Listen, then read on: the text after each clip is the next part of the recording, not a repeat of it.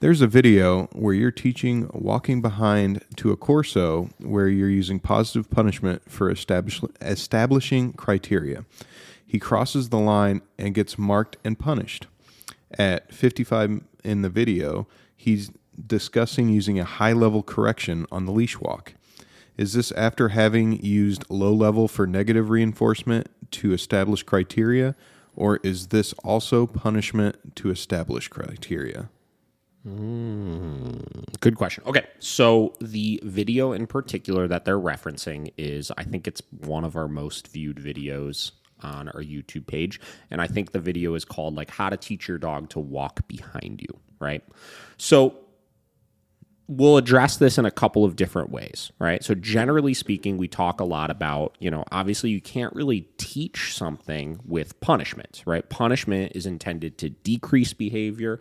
Reinforcement is intended to increase behavior. So hypothetically, in the sequence of teaching a command, we would want to work through the process of teaching the criteria first, whatever that criteria ultimately is.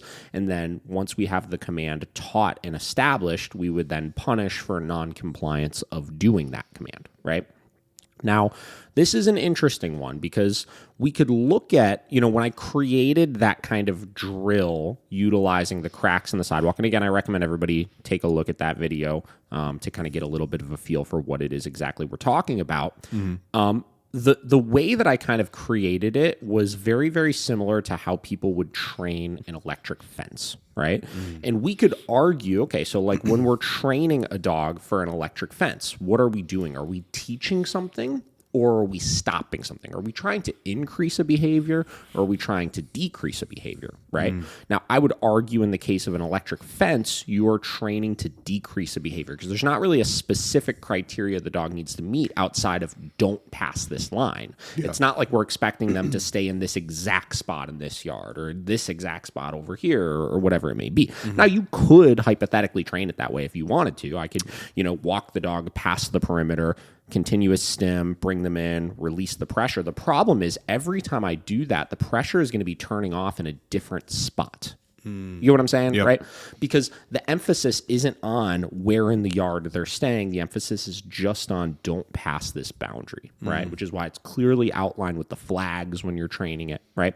Yeah. So with that mentality, I look at the boundary of passing us as very similar. I don't, with my leash walking, care if the dog is in a heel position here, or if they're 6 inches behind us, a foot behind us, a foot and a half behind us, on my right side, on my left side, any of those types of things. There's no criteria of it. So technically, using negative reinforcement in order to train something would be very unclear because the pressure turns off in a different spot every single time, right? Yeah. It's harder for them to grasp where is the off switch for this, right?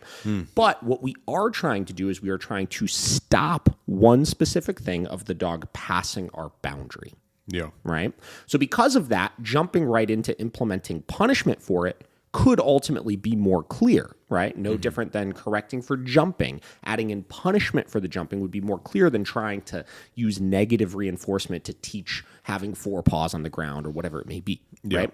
So that's the reason why we would ultimately use punishment in order to kind of teach that criteria as opposed to using negative reinforcement for it. Now, another thing I wanted to address in it is she mentioned you mentioned using a high level in order to, enforce that particular boundary in that video. And she asked, does that mean that you've used a lower level with negative reinforcement prior to? And this is something I talked a lot about with Bradley when Bradley was just here, the shadow student, was this perception that we create sometimes of when we look at negative reinforcement and punishment as one will be low and one will be high.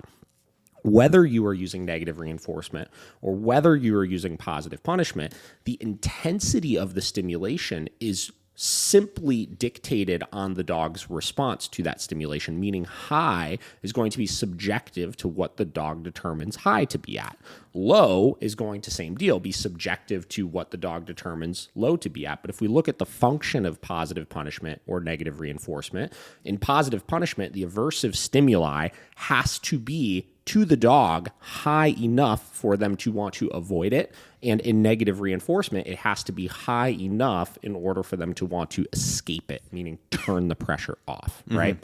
So for all of those types of things, technically, subjectively to the dog, the level will have to be quote unquote high. I think where we get into the conversation of high level versus low level is when we start debating from the human perspective what we dictate to be high or low. Like obviously, if I were to put an e-collar on myself and tap it at a 15, to me, for my perceptive, that would be pretty low. But there are a lot of dogs out there that's to them perceived as a high level.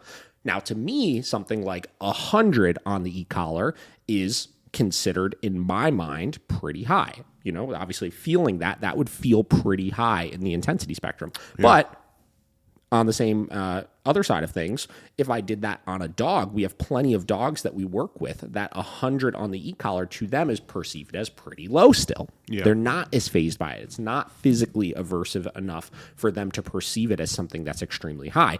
So I really try to encourage people getting out of this state of mind of thinking like when I'm using negative reinforcement, I have to go to a lower level. And when I use positive punishment, I need to go to a higher level. Because in the end of the day, with many, many dogs, the level needed to be aversive enough to want to avoid or escape is going to be very similar.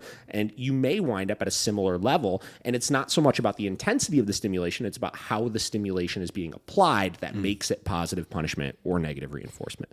Does that make sense? Did I get too confusing with that? No. It makes sense. You got any follow-up questions to that? Honestly, no. Like you explained that to a T. So I mean, the intensity of the stimulation thing throws people off so much sometimes because we get stuck in our human head of what do I think is high and what do I think is low. Yeah. Right? It's funny. I think we talked about in the last podcast, I was doing a lesson with somebody and they were working at like a 65 or something like that, right? And I told him, I was like, you got to increase the level. The dog literally doesn't give a shit about it here, right? Yeah. And he was like, well, I don't want to be like totally frying him with it. And I was like, but do you think he's perceiving what's happening as being totally fried by it? He's not, right?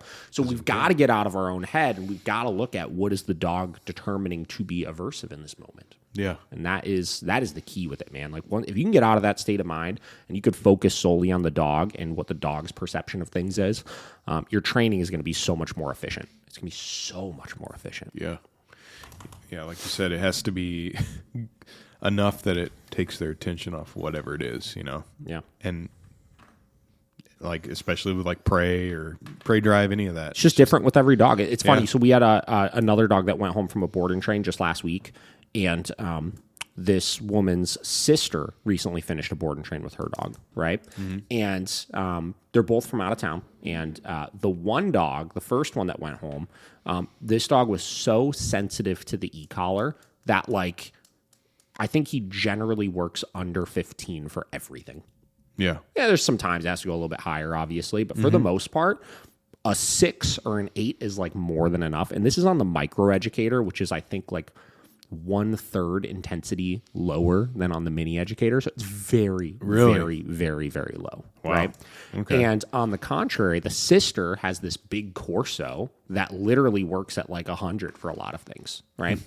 And she was so surprised. And she was talking about it with her sister. She came back in for a follow-up lesson. She's like, yeah, I was talking to her. I was like, I was just so shocked, like how high I did. And my sister was like, oh my God, like my dog works at like a 15. And again, in our mind, we're looking at it high, low, but to the dog, we're looking at what is their response to it. Yeah. You know? Yeah. 15 is not going to do much to that Corso. Yeah. Like, yeah. It's subjective to the individual's experience to it. Yeah. So exactly. So there's the answer to that first question. You got to focus on when you look at using negative reinforcement or positive punishment, so our two forms of aversives, right? You've got to look at, or two forms of physical aversives, I should say, because negative punishment is technically an aversive. But it's more of a psychological aversive. Yeah. They ain't getting what they want. But you got to look at, are you trying to teach something? Meaning, are you trying to increase behavior or are you trying to decrease behavior? And that will dictate which one of those that you ultimately use and in what order.